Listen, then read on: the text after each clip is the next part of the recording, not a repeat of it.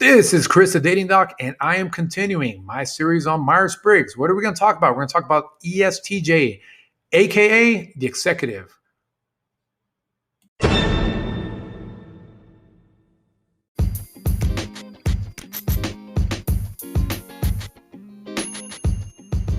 An executive, ESTJ, is someone with the extroverted, observant, thinking, and judging personality traits. They possess great fortitude, empathetically following their own sensible judgment. They often serve as a stabilizing force among others, able to offer solid direction amid adversity. Good order is the foundation of all things. That's what you're going to read about the executive, the ESTJ. I said read, listen. You know what I'm talking about. Listen, hear me out. Executives are representatives of tradition and order, utilizing their understanding of what is right, wrong, and socially acceptable to bring families and communities together. When I think of executive, I normally think of a business executive, someone who is decisive and, yes, as alluded to, gets things in order. That's the difference between a manager and a worker bee, right? An executive exudes not only leadership, but just being able to execute. Embracing the values of honesty, dedication, and dignity, people with the executive personality type are valued for their clear advice and guidance, and they happily lead the way of difficult paths. Taking pride in bringing people together, executives often take on roles as community organizers, working hard to bring everyone together in celebration of cherished local events or in defense of the traditional values that hold families and communities together. Now, I'm going to take a pause right there so I can, free flow into what I think about ESTJ. I am an ENFJ. I've been doing this series for some time. I believe we're on our fourth personality trait when it comes to Myers-Briggs personality type, stand corrected. And I may have to retake the quiz because I do feel in some ways that I am drawn more to this as I read it. I do feel more like an executive, and not from a place of boasting or, I'm a leader, but more of the fact that taking on that role of community organizer, because I do that through matchmaking and through my events, and also in defense of the traditional values that hold families and communities together. Very, very relevant to what a dating coach does. So anyone worth their salt sticks up for what they believe is right. And that's what an ESTJ is all about. ESTJ, aka executive. Demand for such leadership is high in democratic societies, informing no less than 11% of the population. It's no wonder that many of America's presidents have been executives. Strong believers in the rule of law and authority that must be earned. Executive personalities lead by example, demonstrating dedication and purposeful honesty, and an utter rejection of laziness and cheating, especially in work. Bam! I really resonate with that. If anyone declares hard manual work to be an excellent way to build character, it is executives. Now, I live in Texas. Texas, as you know, is known for that rustic, hardworking, blue-collar type of value system. Regardless if you end up becoming a tech mogul or a business executive or even someone in the arts, Texas just has that history of pulling yourself by the bootstrap. So you are going to see more of people that care about what hard work is. Now, when you combine that with the executive mentality of wanting to become a leader, you've got a great foundation for someone who you can be in a relationship with and stick to being in a relationship or even grow a family with. So I think it's a good way to go. If you resonate with someone who is an ESTJ, that's something that they bring to the table, is that care and that importance of hard work. However, executives don't work alone, and they expect their reliability and work ethic to be reciprocated. People with this personality type meet their promises, and if partners or subordinates jeopardize them through their incompetence or laziness, or worse still, dishonesty, they do not hesitate to show their wrath. Man, that is me. I need to retake this quiz. This can earn them a reputation for inflexibility, a trait shared by all Sentinel personalities. And Sentinel is a group of 4 personality types, ESTJ being one of them. And we'll go into that in future podcast episodes. But it's not because executives are arbitrarily stubborn, but because they truly believe that these values are what makes society work. So when I think of some executives on the male side, think of your David Goggins and Jocko Willing type. These are people that will not bend when it comes to standards. These are people that are extremely loyal as long as you reciprocate that loyalty and that work. Now, this may be a little bit controversial, but some men, some women nowadays, especially the younger TikTok generation, maybe don't believe in that kind of work. Squeaky wheel gets the grease, viral instead of hard work. All right, these are some of the values that some of the younger folks are taking upon. So that could be a conversation that I'll shelve for now, but do we have more ESTJs nowadays, or are we creating less executives? All right, let's stay tuned. Stay tuned to this. We're going to go into now strengths and weaknesses of an ESTJ.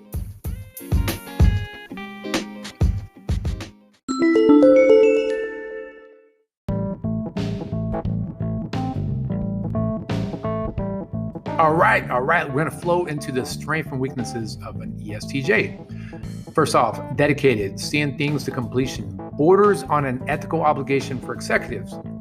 Tasks aren't simply abandoned because they become difficult or boring. People with the executive personality type take them up when they're the right thing to do, and they will be finished so long as they remain the right thing to do. I like this because here's the thing. Today, I'm going to tell you right now, I have been busy with military work. I just uploaded a YouTube video that's going to be published. It's going to become public in a couple days. But here's the thing about that. It took hours for me to edit, for me to create the video itself. And now I'm flowing right into a podcast episode. Dedication to the bone. Strong-willed. Bam. A strong will makes this dedication possible. And executives don't give up their belief because of simple opposition. I'll tell you right now, I meet someone lazy or makes excuses, but is looking for the best person in their life. It's going to rub me the wrong way. Executives defend their ideas and principles relentlessly. It must be proven clearly and conclusively wrong for their stance to budge. Yeah, you got to give me something for me to chew on. If you're going to try to tell me that I'm wrong, you better be able to prove it. And that segues into direct and honest. Executives trust facts far more than abstract ideas or opinions. I will kind of differ on that because I do like mindsets. I do like abstract ideas and opinions that do make me think. It doesn't have to be all these statistics and evidence and all these links and references. No, I may actually be more open to abstract ideas or opinions. But let's get back on topic. ESTJs do not. Straightforward statements and information are king, and executive personalities return the honesty, whether it's wanted or not. Loyal, patient, and reliable. I kind of see this as a little bit of a contradiction on the patient part, but executives work to exemplify truthfulness and reliability, considering stability and security very important. When executives say they'll do something, they keep their word, making them very responsible members of their families, companies, and communities. They enjoy creating order. Chaos makes things unpredictable, and unpredictable things can't be trusted when they are needed the most. With this in mind, executives strive to create order and security in their environments by establishing rules, structures, and clear roles. Might sound like a little bit of traditional relationships, right? The strong guy that wants to create organization and structure, and maybe a woman as well that wants to make sure things are in order, does not want that chaos, does not want the games. Excellent organizers. This commitment to truth and clear standards makes executives capable and confident leaders. People with this personality type have no problem distributing tasks and responsibilities to others fairly and objectively, making them excellent administrators. That's the difference between an executive. They execute a plan, they know how to do division of labor, and they're very cognizant of making sure that the labor has been distributed fairly amongst different skill sets, which I think works out. Here's the weaknesses: inflexible and stubborn. And I talked about how I love being executive, or I need to retake the quiz and see if I'm an executive. The problem with being so fixated on what works is that executives too often dismiss what might work better. I'm a little more flexible on that. Everything is opinion until proven, and executive personalities are reluctant to trust an opinion long enough for it to have that chance. And by the way, a lot of this information, I'm taking it from 16personalities.com. Great website. I love it. Uncomfortable with unconventional situations. Okay, this goes back to an executive being a little bit rigid. Executives are strong adherents to tradition, and when suddenly forced to try unvetted solutions, they become uncomfortable and stressed. Okay, so maybe not the best basketball players, right? If all of a sudden you gotta do something out of the playbook, can you be flexible enough to score, right? New ideas suggest that their methods weren't good enough, and abandoning what was always worked before in favor of something that may yet fail risk their image of reliability. Judgmental. Yeah, executives, I could see that. I could see that as a weakness, right? Going to some sort of networking event, and you meet an executive, and they exude all that decisiveness, all that business-minded swagger, but they might be judgmental. Executives have strong convictions about what is right, wrong, and socially acceptable. Executives' compulsion to create order often extends to all things and everyone, ignoring the possibility that there are two rights to get things done. Executives do not hesitate to let these deviants know what they think, considering it is their duty to set things right. To focus on social status, just talked about that. Executives take pride in the respect of their friends, colleagues, and community, and while difficult to admit, are very concerned with public opinion. Me personally, I'm a little bit more stoic than that, more minimalist. I abhor trying to be one of those that need to keep up with the Joneses or be some sort of social media influencer. I provide great information. I go out there and I do it, and whoever it resonates with, hey, so be it. But getting back to topic here, ESTJs, yes, to focus on that social status. Executives, especially turbulent ones, can get so caught up in meeting others' expectations that they fail to address their own needs. Difficult to relax, ESTJs, okay? This need for respect fosters a need to maintain their dignity, which can make it difficult to cut loose and relax for risk of looking a fool, even a good fun. That's definitely not me.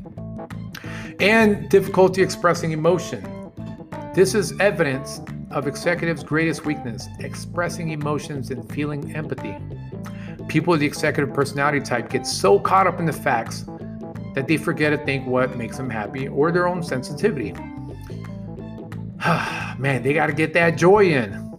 But executives may only see the consequence of arriving at their destination an hour late, hurting their loved ones by rejecting the notion too harshly. Come on, executive. I know you're doing a lot of great things, but you gotta love life a little bit, and you gotta learn how to love. So speaking of that, let's get into romantic relationships when it comes to the ESTJ, aka the executive.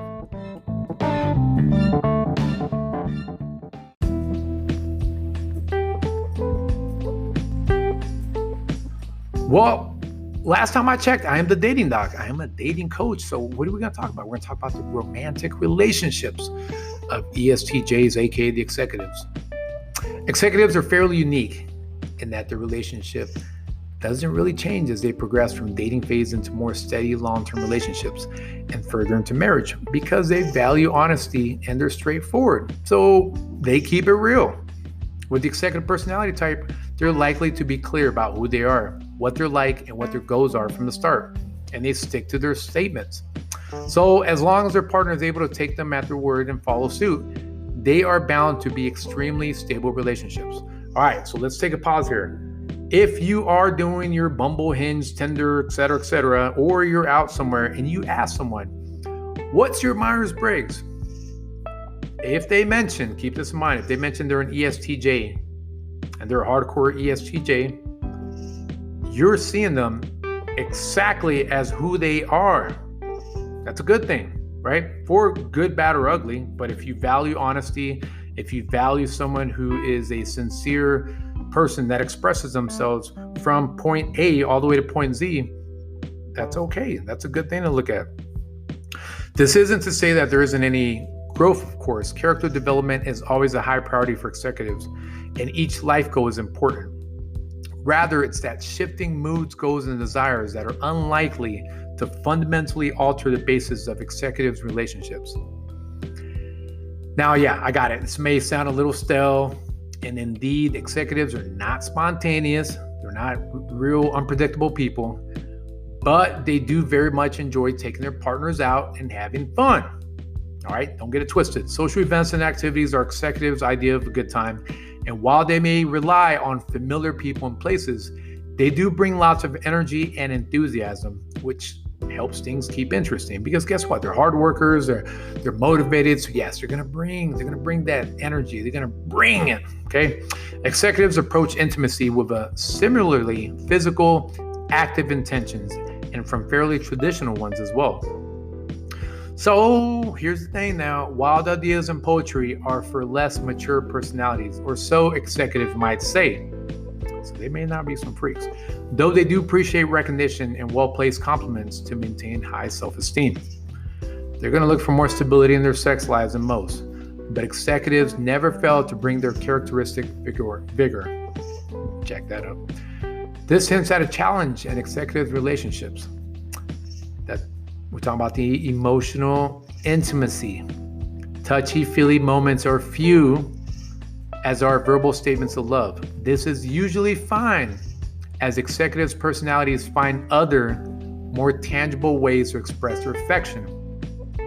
So with that said, okay, since these people are very point blank, they're very straight up, there might not be that fluidity of emotional togetherness, right? And sometimes that on the whim, random style thinking does develop this fluid, magical love. Executives not being that way, but yet the fact that they're very committed to their ideals, they express that intimacy in a healthy way, but it's a very point A to point B way. It's not this fluidity that's very, very artsy, if that makes sense. So just keep in mind that, yes, this doesn't mean they're stoics, they're not these robots. It just means that the way they express their affection it's a little bit different. That's all.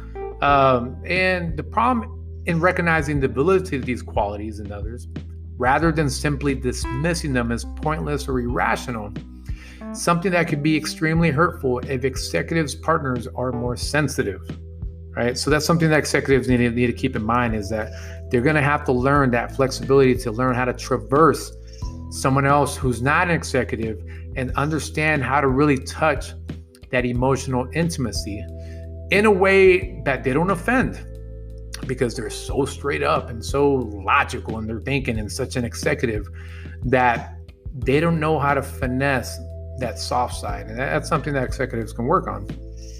Executives address conflict head on with simple statement of fact, a very rational approach, but subtly an emotional tact or sacrifice in the process. We've been talking about this, right? They're too straight up. And when you're missing that tact, that emotional flexibility, as I call it, then yeah, you may run into some problem. Calm approach is appreciated by many. For others, it is an uncomfortably direct approach. For all their social skills, executives are especially bad at reading the emotional side of other people. And when it comes to their partners, it's more important ever to try to improve. Here's the thing. When I think of an executive, yes, I do think of Fortune 500 company type of folks. When they're making these decisions, especially ones that are beneficial to members of the board, especially if it's a publicly traded company, what's that sacrifice? The sacrifice is it's going to be less likely they're going to think about Joe the plumber, Joe the custodian, right? Because they're going to lack the emotional care in exchange for being an executive, for being able to make these operational or strategic level decisions. They may be the type that does not possess too much of that empathy, because if they possess too much of that empathy, there's going to be a lot of pain involved with the fact that they had to cut 20% of the company, where the members of the board may need someone who is cut off from that emotional connectivity when it comes to those that are in lower positions, right? I keep going back to the custodian getting fired scenario. There may be a manager who is more of an INFJ or more of these feeling type of MBTIs, Myers-Briggs type indicators, that will have empathy for that janitor, that custodian that got let go. ESTJ can make those quick decisions in exchange for lack of emotional connectivity. So with this in mind, though, it's best for executives to find fellow observant, that's S, partners, in order to minimize communication barriers with one or two opposing traits that balance their forceful character and provide opportunities for growth. So as I talked about the observant S partners.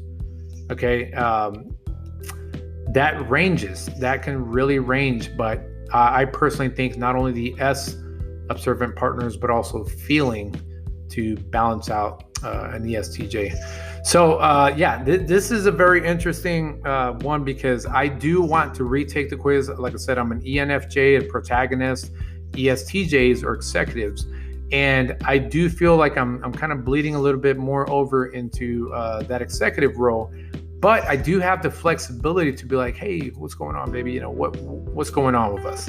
Let's talk a little bit about it. And I feel like my radar when it comes to emotional intimacy is a little bit more open than your traditional ESTJ. So that was a good one. I really enjoyed going into this one. This was a hot take. I'm basically learning as I'm going through this. I did read up on every MBTI, but again, trying to memorize all 16 is a little bit tough.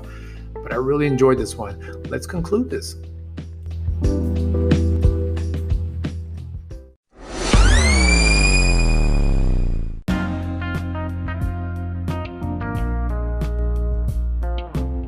Few personality types are as practical and strong-willed as executives. Known for their reliability and administrative skills, executives are good at creating and maintaining a secure and stable environment for themselves and their loved ones. Executives' dedication is invaluable in many ways, including their own personal growth. Yet, executives can be easily tripped up in areas where their rational and practical approach is more of a liability than an asset. Executives need to put in a conscious effort to develop their weaker traits and additional skills. So, executive personality types, there's something else. If you are interested in learning more about my views on executives and the other MBTIs and who would be a better fit, and if you are a certain MBTI, what you need to do to sort of augment yourself to be in congruence with a potential partner or current partner, look me up. I am the Dating Doc on Instagram, the Dating Doc on YouTube, TikTok, Facebook, etc., etc. Or you can just Google me, the Dating Doc. For those that made it all to the end, I appreciate and love the fact that you've supported me. This is the Dating Doc, signing out. Peace.